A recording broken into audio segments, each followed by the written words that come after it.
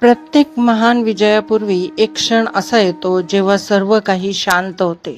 प्रत्येक दिव्य कृतीपूर्वी एक पवित्र थांबा असतो. सनातन धर्माच्या कालातीत कथांमध्ये देव सुद्धा ज्ञानाचा मार्ग अनुसरतात. अशीच एक घटना प्राचीन ब्रह्मवैवर्त पुराणात सांगितली आहे. जेव्हा संपूर्ण विश्वाचे पालन करणारे भगवान विष्णू एका भयंकर युद्धासाठी तयार होत होते, पण दिव्य अस्त्र उचलण्यापूर्वी त्यांनी काही अनपेक्षित केले. ते थांबले आणि प्रार्थना केली. त्या काळात मोरासूर नावाचा एक अत्यंत शक्तिशाली राक्षस तीनही लोकांमध्ये हाहाकार माजवत होता. त्याची ताकद स्वर्गालाही भयभीत करत होती. त्याच्या अहंकारामुळे संपूर्ण विश्वातील संतुलन डळमळू लागले. देवसुद्धा घाबरले होते. सर्वत्र अंधार पसरत होता आणि मग विश्वातील संतुलन पुन्हा प्रस्थापित करण्याची जबाबदारी भगवान विष्णूंवर आली. युद्ध अटळ होते. पण युद्ध सुरू होण्यापूर्वी एक आश्चर्यकारक घटना घडली. भगवान विष्णूंनी घाईघाईने युद्धात उडी घेतली नाही. त्याऐवजी ते थांबले. त्या शांत क्षणी विश्वाचे पालन करणाऱ्या त्या देवाने डोळे मिटले आणि स्मरण केले सर्व आरंभाचे अधिपती विघ्नहर्ता भगवान गणेशाचे.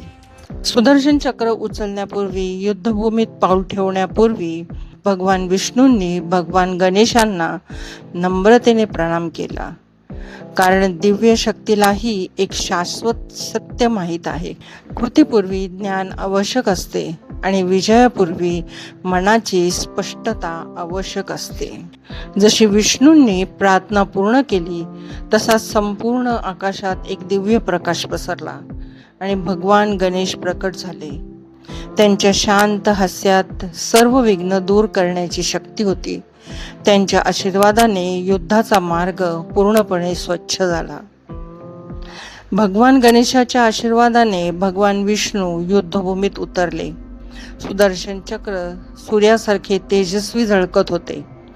आकाश गरजत होते आणि शेवटी शक्तिशाली मोरासुराचा पराभव झाला. विश्वात पुन्हा संतुलन प्रस्थापित झाले. ही कथा आपल्याला एक अमूल्य संदेश देते.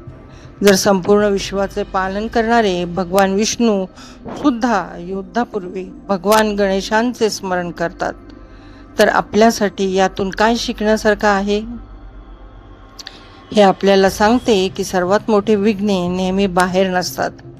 ती अनेकदा आपल्या मनात असतात. गोंधळ, अहंकार, भीती आणि अधीरता.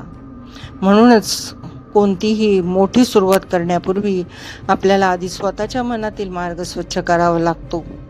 आणि म्हणूनच आजही प्रत्येक शुभ कार्याची सुरुवात एका साध्या मंत्राने होते. श्री गणेशाय नमः. मित्रांनो, ही माहिती तुम्हाला कशी वाटली हे आम्हाला कमेंट करून नक्की सांगा. व्हिडिओला लाईक, शेअर आणि सबस्क्राईब करायला विसरू नका. धन्यवाद.